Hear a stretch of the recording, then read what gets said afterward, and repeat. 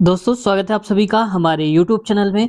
आज हम सॉल्व करेंगे एनटीपीसी का पिछला पेपर और जिसकी हम लगातार सीरीज चला रहे हैं और ये पार्ट नंबर 173 है। इससे पहले हम 172 पार्ट्स करवा चुके हैं।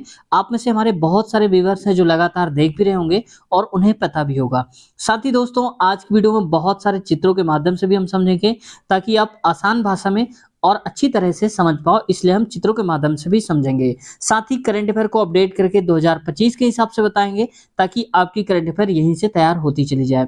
चलिए शुरुआत करते हैं आज के क्वेश्चन पेपर की। लेकिन साथियों चैनल पे अभी तक नए हैं, सब्सक्राइब नहीं किया तो आपसे रिक्वेस्ट है चैनल को सब्सक्राइब कर लीजिए और बेल आइकन भी दबा लीजिए। दोस्तों आज हम सॉल्व करेंगे जो पूछा गया था 1 फरवरी 2021 को पेपर पूछा गया था एनटीपीसी का लेटेस्ट, उसको सॉल्व करेंगे। शाम की शिफ्ट 3 से 4:30 के बीच में ये हुआ था। पहला क्वेश्चन, भारत में किस तारीख को वर्ष का सबसे छोटा दिन मनाया जाता है? तो ये दोस्तों होता है 22 दिसंबर को। और ऑप्शन में यहाँ 22 दिया है लेकिन 21 दिसंबर दिया हो तो भी वो सही होता है। इससे सटीक आंसर 21 दिसंबर होता है, लेकिन क्वेश्चन के ऑप्शन के आधार पर हम कहेंगे 22 दिसंबर होता है जो कि सही है। ठीक है, अब देखो दोस्तों 22 दिसंबर या 21 दिसंबर को सबसे छोटा दिन क्यों होता है? ये ऐसा इसलिए होता है क्योंकि दक्षिणी गोलार्ध में सूर्य और पृथ्वी के बीच की जो दूरी होती है वो अधिकतम हो जाती है, इसीलिए सबसे छोटा दिन होता है। आप यहां से समझ लो, देखो ये दूरी क्या है, कम है, लेकिन ये दूरी दक्षिणी गोलार्ध में क्या है, ज्यादा है, तो ये डिस्टेंस बढ़ जाती है यहीं पर, इसलिए गर्मियों में क्या हो जाते हैं, दिन छोटे हो माफ कीजिएगा, सर्दियों में दिन छोटे हो जाते हैं और 21 दिसंबर को ये घटना देखने को मिलती है। यानी कि सबसे छोटा दिन 21 दिसंबर को। यहाँ 22 दिया है तो आप 22 भी सही कर देना। डेमो इज ग्रेटर देन एनो का अर्थ है ये ऐसे करके दिया है। देखो ये सारे के सारे कोड दिए हैं। ठीक है, इस प्रकार से हमें ये जो उपरोक्त के आधार पर यानी कि इनके आधार पर दिए गए व्यंजक में पीओ का केओ से क्या संबंध है ये बताना है।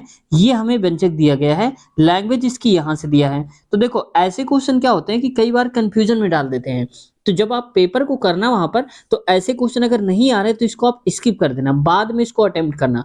लेकिन मैं पेपर सॉल्व करा रहा हूं इसलिए मैं स्टार्टिंग से सारे ही बता रहा हूं। अब देखो पीओ क्यूओ आरओ सब में ओ लगा है तो हम ओ को नहीं पढ़ेंगे, छोड़ देंगे थोड़ी देर के लिए। P Q, P dollar Q कहां पर लिखा है, ये है। एम एन का क्या अर्थ है, एम एन की माँ है तो इसका मतलब पी क्यू की माँ होगी।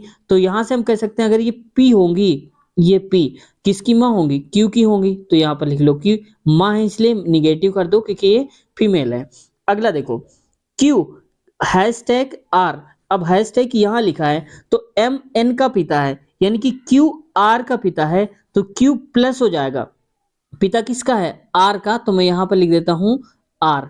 ठीक है, और ये है इसका पिता, कौन, क्यू पिता है आर का। अब हमें आर नहीं पता कि वो महिला है कि पुरुष है क्या है, लेकिन क्यू पिता पता है। आगे देखो यहां पर क्या है, R is R slash T, और आर स्लैश का मतलब क्या है, एम एन का भाई है, यानी कि आर और टी आपस में भाई भाई हैं तो आर भाई है। अब टी पता नहीं बहन हो सकती है, लेकिन टी का जो भाई है वो आर है।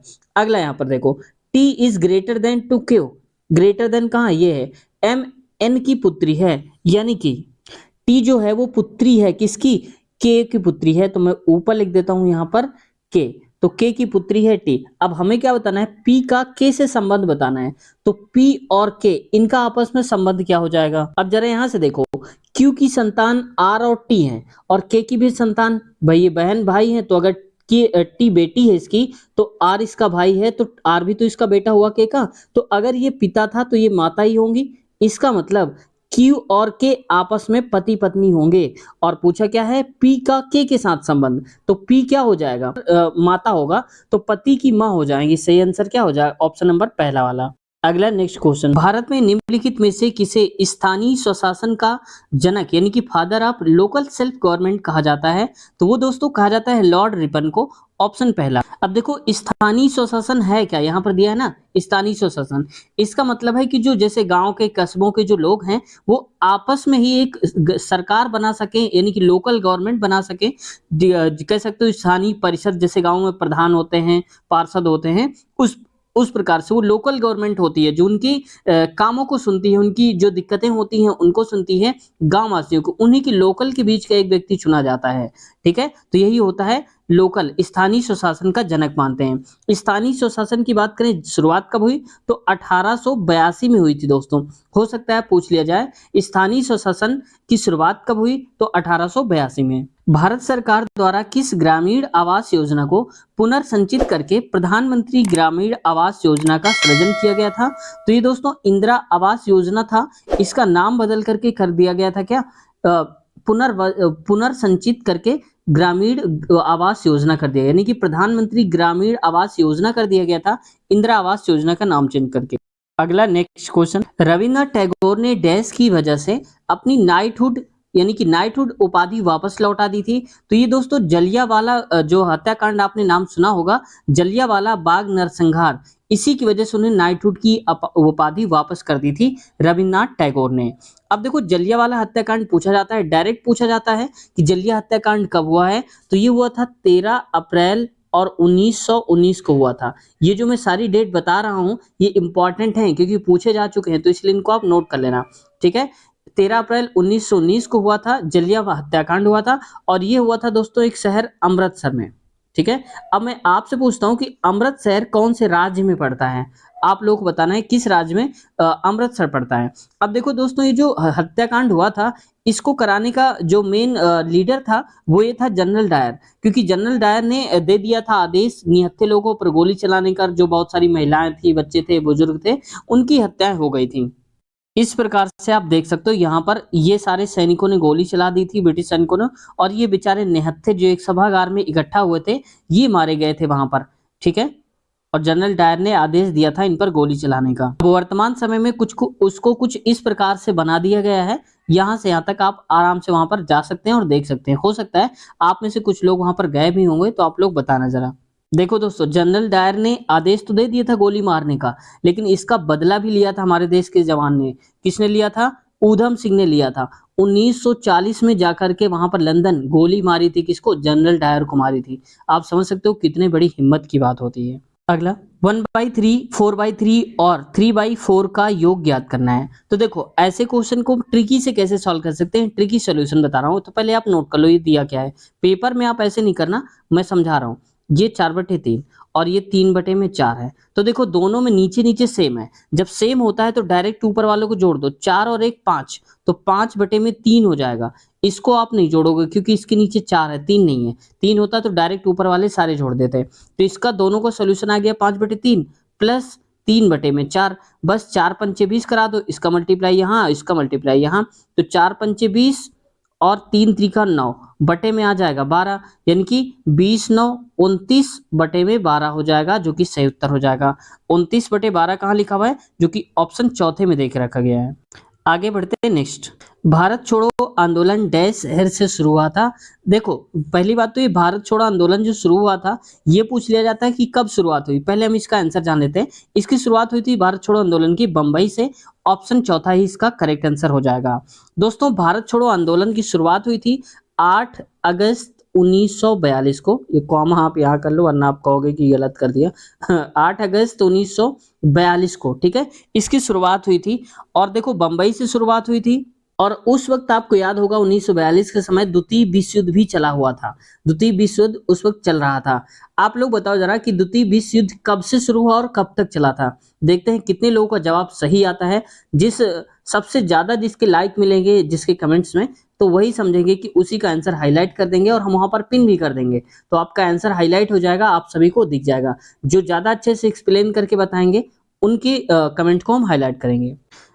बिंदु ए बी और सी केंद्र ओ वाले वृत्त पर स्थित है, यानी कि angle A C B 47.5 degree और लघु वृत्तखंड जो छोटा वाला वृत्तखंड है ए बी पर बना ए ओ बी ज्ञात कीजिए। तो देखो कुछ इस टाइप से कह रहा है, एक वृत्त मान लो कि ये है, इसका केंद्र बिंदु मान लिया कि हमने ये ओ होगा। अब इसमें से क्या बना है?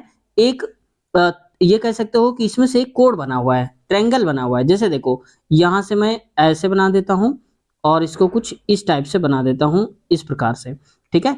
अब यहां पर ए कर दो, बी और ये हो जाएगा सी, एक एंगल ये। अब दिया कौन सा है? ए सी बी, तो ए सी बी कौन सा होगा दोस्तों? तो ए सी बी मतलब ये वाला एंगल होगा। ये कितना दिया है? ये 47.5 डिग्री दिया है। पूछा कौन है? लघु वृत्तखंड AB। AB मतलब ये। अब बोलना है AOB कौन सा होगा, तो O तो हमने बोला कि ये होगा इसका जो केंद्र है, तो A कुछ इस प्रकार से बनेगा और इस प्रकार से ये हो जाएगा O। तो AOB मतलब ये वाला बताना है। तो अगर आपको याद हो, एक थ्योरम होती है क्या, कि केंद्र पर बना हुआ कोण परिध पर बने हुए कोण का दोगुना होता है। तो परिध पर जो कोण बना होगा इसका दोगुना कर दो, ये आ जाएगा। तो देखो 47.5, इसका दोगुना अगर करोगे तो 2 पंचे 10, पॉइंट लगा दो, 2 सत्ते 14, 1 15 और 2 चौके 8, 1 9, यानी कि 95.0 यानी कि 95 आ जाएगा। ऑप्शन इसका चौथा ही करेक्ट आंसर हो जाएगा। निम्नलिखित में से कौन सी पुस्तक विष्णु शर्मा द्वारा लिखित है? तो ये दोस्तों लिखा था इन्होंने पंचतंत्र, ऑप्शन दूसरा। और देखो अर्थशास्त्र के लेखक कौन है? चाणक्य हैं। ठीक है, चाणक्य लिख देता हूं मैं, याद रखना, या कौटिल्य भी। अब इंडिका को लिखा है मेगस्थनीज ने। सारी इंपॉर्टेंट पुस्तकें हैं, याद रखना आप इसको। और राज तरंगिणी को लिखा है इन्होंने कल्हड़ ने। तो ये तीनों पुस्तकें याद रखना, तीनों क्या, चारों ही याद रखना। अर्थशास्त्र चाणक्य, पंचतंत्र विष्णु शर्मा, इंडिका मेगस्थनीज, राज तरंगिणी कल्हड़ ने लिखा हुआ है। तो आप चाहे तो इसका स्क्रीनशॉट ले लीजिए, बाद में आप याद कर लीजिएगा। लाई डिटेक्टर उपकरण को डैश के रूप में भी जाना जाता है। तो लाई डिटेक्टर होता है दोस्तों पॉलीग्राफ होती है, यानी कि ऑप्शन चौथा ये करेक्ट आंसर हो जाएगा। देखो दोस्तों, जो पॉलीग्राफ लिखा था वो झूठ बोलने वाली मशीन, आप देख सकते हो कुछ इस प्रकार से होती है। इसमें यहाँ पर ब्लड प्रेशर के लिए माप दिया जाता, रख दिया जाता है, और यहाँ पर और भी, ताकि वो ये हार्ट बीट पता करा जा सके, ब्लड प्रेशर पता किया जा सके, कि जब कोई व्यक्ति झूठ बोलेगा तो उसमें कुछ ना कुछ चेंजेस जरूर आ जाएंगे बॉडी में। कुछ ना कुछ चेंजेस, जो भी एक्टिविटी होंगी वो यहाँ पर रिकॉर्ड हो जाती हैं ग्राफ के फॉर्म पे। ठीक है, इसका एक और स्लाइड देखते हैं। कुछ इस प्रकार से होता है, यहाँ पर भी लगा दिया जाता है चेस्ट में, ठीक है, और यहाँ पर भी लगा दिया जाता है, और यहाँ से आप देख सकते हो किस प्रकार से कुछ यहाँ से ग्राफ बनता है मशीन से, और इससे अंदाजा लगाया जा सकता है कि किस हद तक कौन झूठ बोल रहा है। अगला दोस्तों देखो सिस्मोग्राफ। सिस्मोग्राफ का मतलब होता है भूकंप मापी। तो भूकंप को मापने के लिए सिस्मोग्राफ का यूज करते हैं। ये होता कैसा है? ये होता है कुछ सिस्मोग्राफ, इसमें इस टाइप से जैसे जैसे हलचल होती है पृथ्वी पर, वैसे ही वैसे यहाँ पर ग्राफ बनता जाता है। इससे हम फ्रीक्वेंसी का भी अंदाजा लगा सकते हैं। अब तो बहुत सारे डिजिटली भी आ चुके हैं, वहां से भी पता चल जाता है। अगला इसमें देखो बैरोग्राफ। बैरोग्राफ दोस्तों होता है वायु दाब मापी। ये कह सकते एटमॉस्फेयर को मापता है, एटमॉस्फेरिक जो प्रेशर होता है, तो वायु दाब मापी होता है, वायु दाब को ये मापता है। ठीक है, पोलरीमीटर दोस्तों प्रकाशी घूर्णन को मापता है। हालांकि इतना इंपॉर्टेंट ये नहीं है। तो प्रकाशी घूर्णन को मापता है, किस प्रकार से लाइट चेंज होता जाता है अलग अलग मीडियम में। ठीक है, भारतीय निर्वाचन आयोग के अनुसार 2020 तक भारत में मतदान करने हेतु न्यूनतम आयु कितनी है? देखो 2020 तक इसलिए क्योंकि एग्जाम ही 21 में हुआ था, तो 20 तक पूछा है। लेकिन अगर 2025 तक भी पूछ लेना तो भी आपको यही जवाब देना है, 18 वर्ष सही हो जाएगा। क्योंकि दोस्तों ये 62वां संविधान संशोधन हुआ था, ये हुआ था 1988 में, जिसके तहत मतदान की आयु 21 वर्ष से घटा करके 18 साल कर दी गई थी। पहले 21 वर्ष हुआ करती थी 1988 से पहले। फिर 62वां संविधान संशोधन जब किया गया 1988 में, तो 18 साल घटा करके कर दी गई। और ये क्वेश्चन आया भी है और एनटीपीसी में ही आया है। ये क्वेश्चन रिपीटेड क्वेश्चन नहीं है, लेकिन ये पूछा गया था किस संविधान संशोधन के तहत 18 वर्ष घटा करके 21 से कर दिया गया। तो ये 1988 में 62वां संविधान संशोधन, ये याद रखना इंपॉर्टेंट में है। एक ही पासी की 4 अलग अलग स्थितियां चित्र में प्रदर्शित की गई हैं। उस अक्षर का चयन कीजिए जो अक्षर F के विपरीत फलक अपोजिट फेस पर होगा। यानी कि F के अपोजिट में क्या होगा, मैं इसको थोड़ा सा जूम करता हूं। चलो ऐसे ही चलो जूम कर देता हूं। अब देखो हमें ऐसे में क्या करना होता है, सबसे पहले ये देखो, अगर F का अपोजिट पूछा है तो F में जो दिख रहा है, जैसे मान लो इसमें F है तो F के अपोजिट A और B दिख रहे हैं, लेकिन अपोजिट ये नहीं होंगे। जिसमें F है और जो जो लेटर इसके साथ दिख रहे हैं वो अपोजिट हो ही नहीं सकते। यानी कि ना तो A अपोजिट में होगा ना ही B अपोजिट में होगा। तो यहाँ से A तो पहले ही कट गया। अब देखो A हम F और दिया है इसमें भी, तो F का अपोजिट ना तो E होगा, E भी नहीं होगा। F का अपोजिट D देखते हैं एक बार कि होगा या फिर नहीं। तो इसमें अगर ध्यान से देखोगे तो यहाँ पर B लिखा है इस फलक में, और यहाँ पर भी सेम फलक में B लिखा है। तो बस B के सामने B अगर हम मानते हैं तो A का अपोजिट D हो जाएगा, C का अपोजिट F या F का अपोजिट D हो जाएगा। यहीं से हमें उत्तर मिल जाएगा। F का अपोजिट पूछा था तो क्या हो जाएगा, C हो जाएगा, ऑप्शन चौथा वाला। नेक्स्ट, हरित क्रांति निम्नलिखित में से किससे संबंधित है? तो ये हरित क्रांति दोस्तों संबंधित है यहाँ पर खाद्य एवं अनाज के उत्पादन से। ऑप्शन तीसरा करेक्ट है। अब देखो यहाँ पर मछली उत्पादन हो सकता है पूछ लिया जाए, तो मछली उत्पादन को बोलते हैं पीसी कल्चर। और दूध उत्पादन श्वेत क्रांति में आता है, तो ये हो जाएगा श्वेत क्रांति। अब खाद्य एवं अनाज उत्पादन हरित क्रांति में। ठीक है, जितना भी खाद्य उत्पादन होता है ये सब का सब उसमें आता है। अच्छा, आप लोग बताओ कि तेल और बीज वाला किस में आता है, किससे संबंधित है? पूना समझौता कब हस्ताक्षरित किया गया था? तो दोस्तों आप लोग पहले, मैंने इसीलिए ऑप्शंस को हटा दिया ताकि आप लोग खुद ट्राई करो पहले कि कब हुआ था। तो पूना समझौता कब हुआ था आपके हिसाब से? तो ये हुआ था 1932। और अगर पूरा पूछे कब, तो 24 सितंबर 1932 को हुआ था। ये 1932 लिख लो। ठीक है, हो सकता है कई बार कंफ्यूज कर देता है, रेलवे है, कुछ भी पूछ सकता है, तो डेट भी आप याद रखना, 24 सितंबर को हुआ था।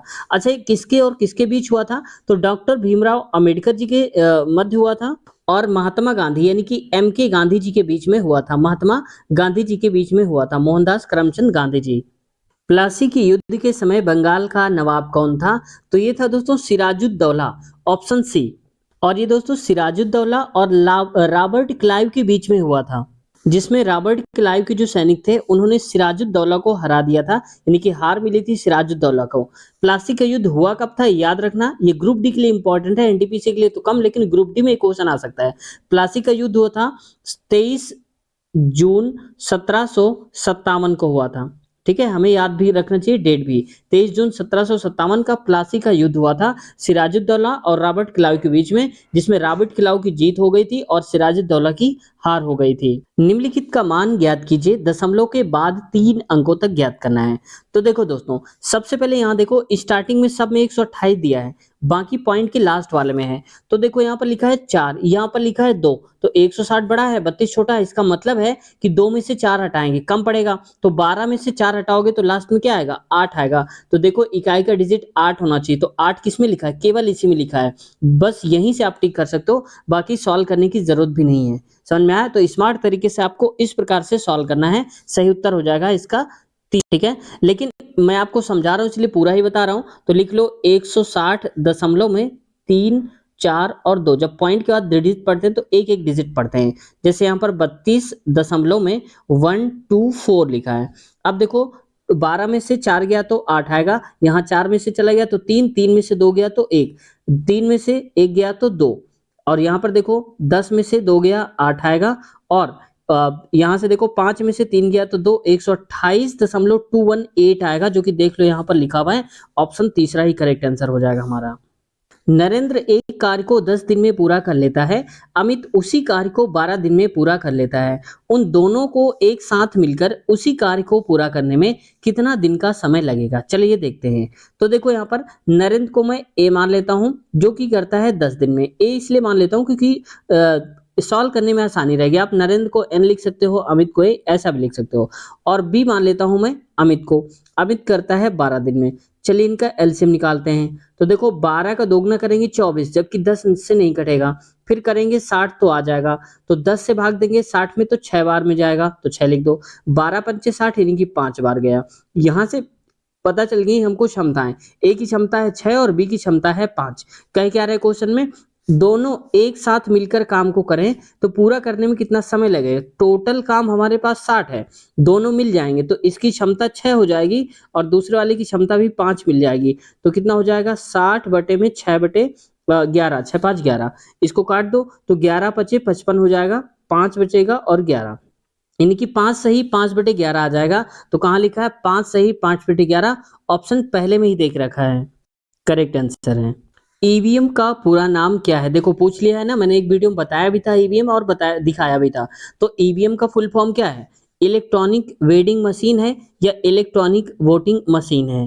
देखो वेडिंग अगर आप कहोगे गलत है, यहाँ भी गलत है, लेकिन वोटिंग वोटिंग में कंफ्यूज कर देगा आपको। इलेक्ट्रॉनिक या इलेक्ट्रिक वोटिंग मशीन, तो कौन सा होता है? ऑप्शन नंबर इसका सी हो जाएगा करेक्ट आंसर हमारा।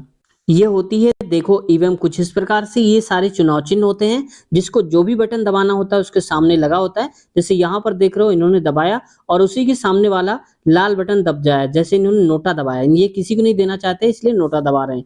तो यहाँ पर जैसे ही दबाओगे आप, रेड कलर का साइन होगा, यहाँ पर आपकी पर्ची दिखेगी जिसको आपने वोट दिया होगा, और लाइट जलेगी, फिर ये पर्ची कट के नीचे चली जाएगी, इसी में डिब्बे में चली जाएगी। तो आप कंफर्म हो जाते हैं कि हमने जिसको वोट दिया वो वोट उसी को मिल गई है।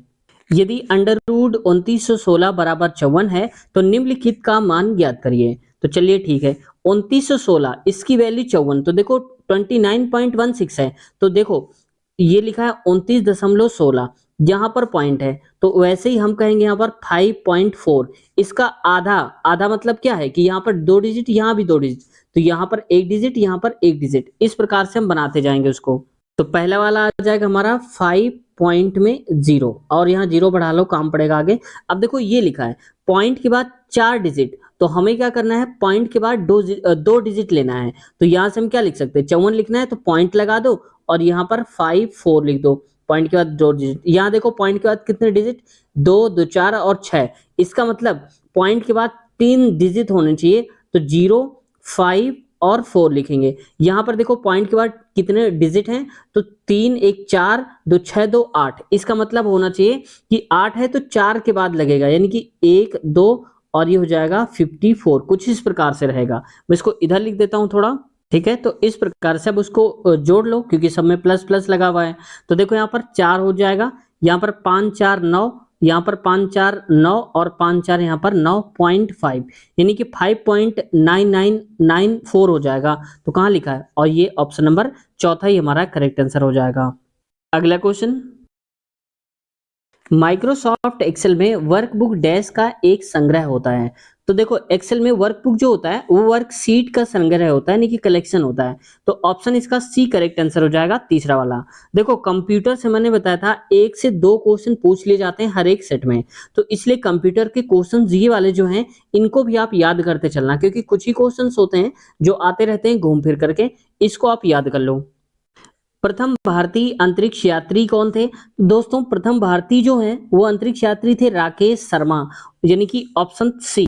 और ये जो गए थे दोस्तों, ये गए थे, एक रूस का विमान था जिसका नाम था सोयूज, लिख लो सोयूज, मतलब रूस से संबंधित नाम है इसका। सोयूज T11 नाम का एक जो था उससे गए थे, ठीक है, जो विमान था उससे गए थे। दोस्तों ये गए कब थे, 1984 में, वो भी 13 अप्रैल को। तो 13 अप्रैल 1984 को ये गए, 84 को गए थे।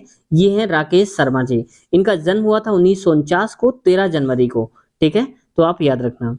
विश्व पर्यावरण दिवस प्रतिवर्ष डैश को मनाया जाता है। तो ये दोस्तों मनाया जाता है हर साल 5 जून को मनाया जाता है।